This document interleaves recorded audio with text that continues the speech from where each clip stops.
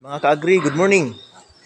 So this is another product of the crossbreeding, the Dorok breed cross with the uh, large white, no?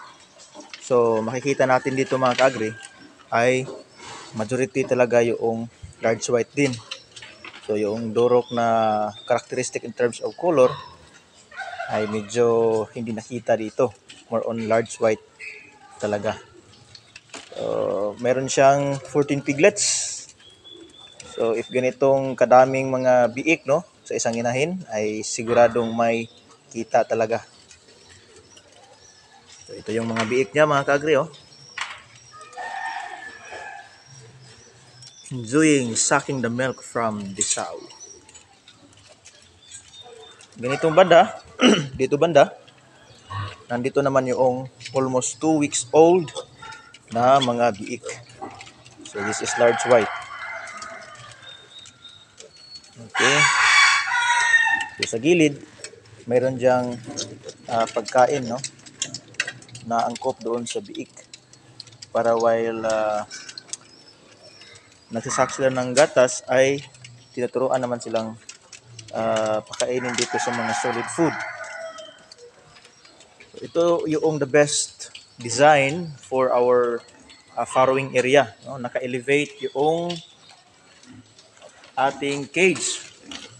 Yung ating farrowing cage, naka-elevate yan. And slatted yung kanyang sahig. Yung higaan is yung plastic crate. Yung dito sa gilid ay yung mga yung mga GI na mga materialis.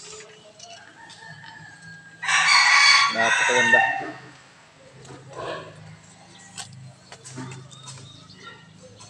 Istorbo kunin muna natin ito.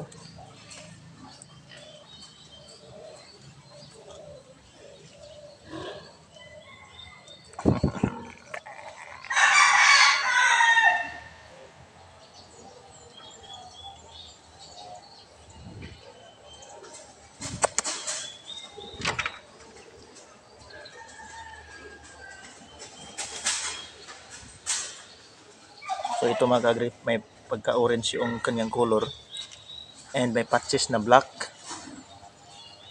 Yan po ay may dugong pitrain. So large white, Dorok, and pitrain.